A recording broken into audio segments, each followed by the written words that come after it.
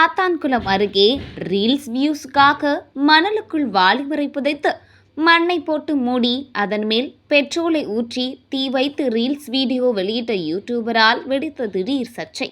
காவல்துறை நடவடிக்கை எடுக்குமா?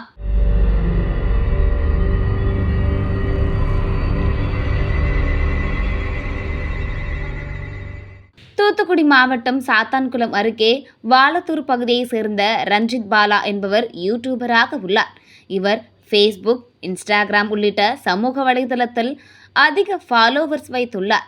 இந்த நிலையில் சமூக வலைதளத்தில் வியூஸ் கிடைப்பதற்காக எந்த எல்லைக்கும் செல்லக்கூடிய ரஞ்சித் பாலா ஏற்கனவே கடந்த வருடம் கிணற்றுக்குள் பெட்ரோலை ஊற்றி தீ வைத்து அதில் குதிப்பது போன்ற வீடியோ ஒன்றை வெளியிட்ட விவகாரத்தில் போலீசார் வழக்கு பதிவு செய்து விசாரித்து அதனை கிடப்பில் போட்டனர்.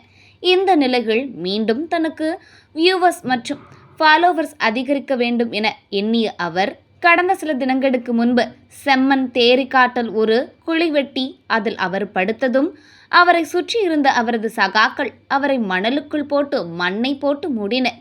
தொடர்ந்து மண்ணை போட்டு மூடியதும் அந்த இடத்தில் பெட்ரோலை ஊற்றி தீ வைத்துள்ளனர்.